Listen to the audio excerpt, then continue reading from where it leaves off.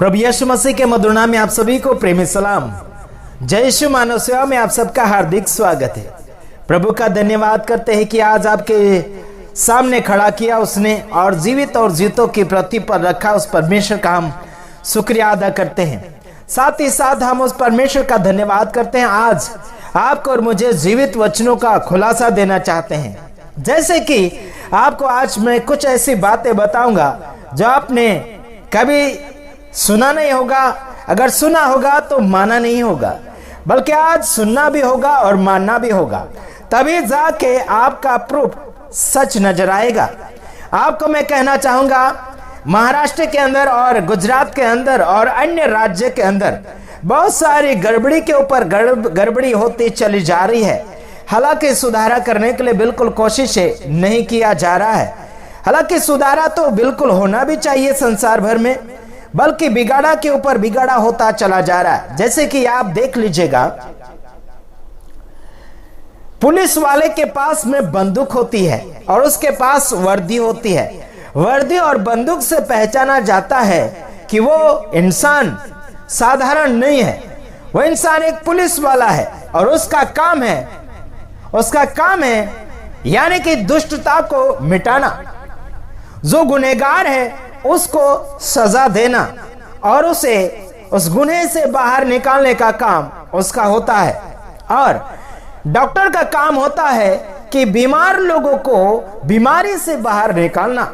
उसकी वर्दी आप देख सकते हैं, सफेद कपड़े उनके होते हैं और गले में और कुछ टांगा हुआ रहता है जिसका नाम मुझे पता नहीं, बल्कि आप समझ सकते हैं।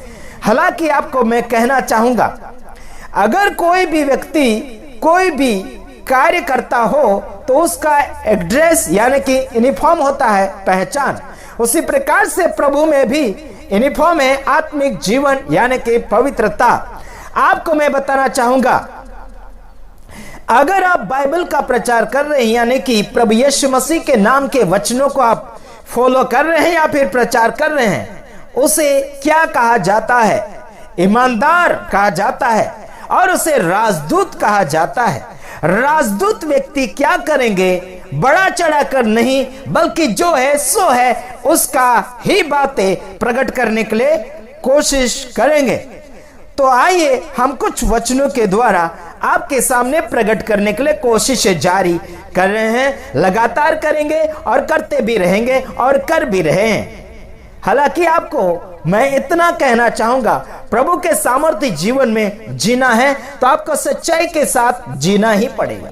राजदूत अगर है तो परमेश्वर के राज्य का प्रचार आप कर रहे हैं। आप दूसरे को राज्य में भर्ती कर रहे हैं, दूसरे को एडमिशन दे रहे हैं, दूसरे को राज्य के विषय में सिखा रहे हैं। परमेश्वर के राज्य के बारे में शिक्षाएं आप देते चले जा रहे हैं। तो आइए हम देख लेते हैं वचन के द्वारा। हाँ, देखते हैं वचन में क्या लिखा गया है। हाँ,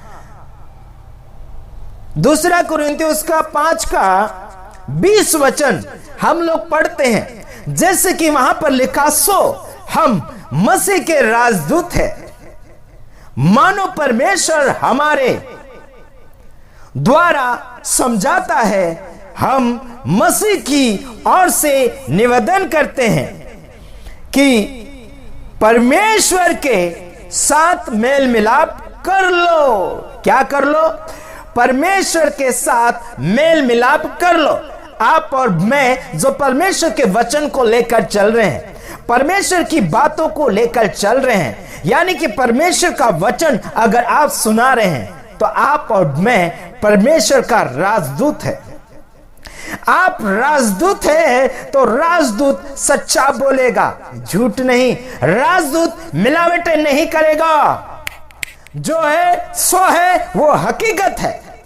हकीकत बातें बताने में डर नहीं लगता। हकीकत बातें बोलने में थरथराहट या फिर घबराहट नहीं होती। सामर्थ और पावर और जोश की हिम्मत वाली बातें प्रदान होती है। राजदूत अगर आप हैं तो राज करने वाले हैं। आप राज्य का सुसमाचार प्रचार करने वाले प्रचारक हैं। आप साधारण नहीं है। आप संसार भर में आप देख रहे हैं बिगाड़े के ऊपर बिगड़ा होता चला जा रहा है। इसका मतलब ये राजदूत नहीं है, मिलावट करने वाले सारे राजदूत नहीं है, शैतान की औलादें हैं। यहां लिखा हम समझाने वाले हैं। हम क्या करने वाले? समझाने वाले, यानी कि सुधारने वाले, परमेश्वर के साथ मेल मिलाप करवाने वाले, परमेश्वर से मिलाने वाले, परमेश्वर के विषय में पहचान देने वाले, परमेश्वर के बारे में परिचय देने वाले, परमेश्वर के साथ मेल मिलाप कराने वाले। वाह, क्या बात आई है यार। आगे लिखा हम मसीह की ओर से निवेदन करते हैं कि, क्या करते हैं? कि परमेश्वर के साथ मेल मिलाप कर लो। कब तक दुनिया की जिंदगी, कब तक दुनिया के रीति रिवाज, कब तक अपने हिसाब से जियोगे, कब तक आपके संसार के गुरु के हिसाब से जियोगे, उसके कहे अनुसार चलोगे? परमेश्वर के साथ मेल मिलाप कर लो मेरे भाइयों और बहनों, तब जाके आपकी जिंदगी सफलतापूर्वक आगे बढ़ती चली जाएगी, वरना धोखे में पड़ जाओगे। किस में पड़ जाओगे? वरना धोखे में पड़ जाओगे। काय में पड़ जाओगे? काय में पड़ जाओगे? धोखे में पड़ जाओगे, और धोखे से कोई आपको बाहर निकाल नहीं सकता।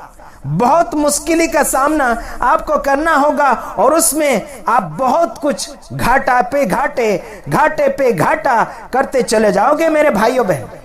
क्या करना होगा? कोई घाटे में जीना चाहता है क्या? आप ही बताइए, कोई घाटे में जीना चाहता है क्या? कोई नहीं जीना चाहता। परमेश्वर से सीखो, परमेश्वर की संगति लो, परमेश्वर को फॉलो करो, इंसानों को नहीं। आज संसार भर में परमेश्वर को नहीं बल्कि इंसानों को फॉलो किया जा रहा। जिंदगी को जिंदगी नहीं दे रहे हैं, बल्कि मौत देते चले जा रहे हैं, और मौत में जीवन को जी रहे हैं। नम्रता की भावना के अनुसार जीना तो चाहते, लेकिन सच्ची नम्रता आत्मा में नहीं, ऊपर शरीर में बताने के लिए कोशिश किया जा रहा है। आत्मा का नम्रता सच्चाई है।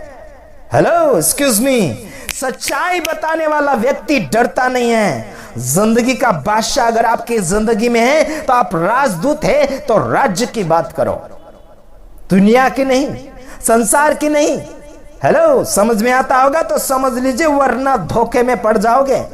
आइए देख लेते हैं। हाँ, मत्ती 11 का 29 वचन देखते हैं। मेरा जुआ अपने ऊपर उठा लो। यीशु खुद बोल रहे हैं, मेरा जुआ अपने ऊपर उठा लो, यानी कि जैसा यीशु कर रहा था वैसे आपको करना है। जैसा यीशु चल रहा था जीवन में, वैसे आपको चलना है। एक्सक्यूज मी, ध्यान दीजिए। मेरा जुआ अपने ऊपर उठा लो और मुझसे सीखो, क्योंकि मैं नम्र और मन में दीन हूं, और तुम अपने मन में विश्राम पाओगे। काय में विश्राम पाओगे? मन में विश्राम चाहिए, जगत में नहीं। आपके मन के ऊपर, मन के अंदर विश्राम चाहिए जब आप यीशु मसीह का जुआ उठाएंगे।